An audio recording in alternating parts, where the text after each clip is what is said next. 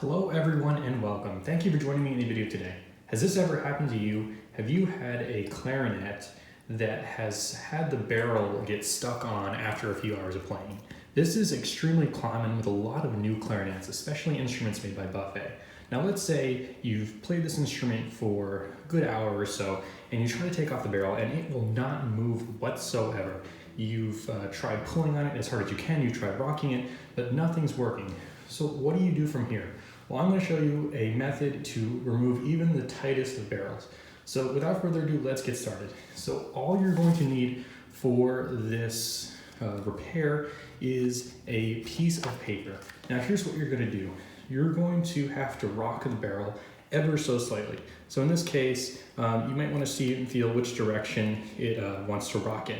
In this case, I can't really rock it up and down, but I can feel I can rock it a little bit side to side. So it feels like it's rocking the most in this direction. So I'm going to rock it like that. And now the goal is to take this piece of paper and get it to fit in that tiny little gap between the barrel and the upper joint. There we go. So now that piece of paper is in there. And this is a little bit hard. Sometimes you might want to rip off a small piece of paper. I think that's what I'm going to do here. Just rip off a small piece of paper and once again, just get it right in that gap between the barrel and the upper joint. And then you're going to rock the barrel in the other direction.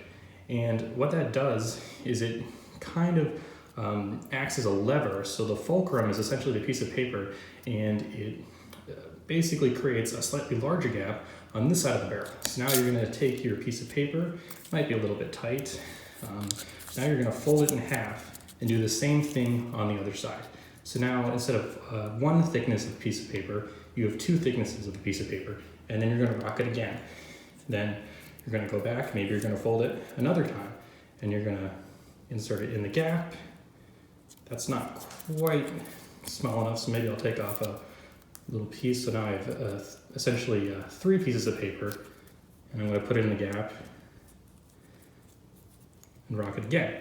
And it's a very slow process sometimes. I've had bells and barrels that were stuck on instruments for more than a decade.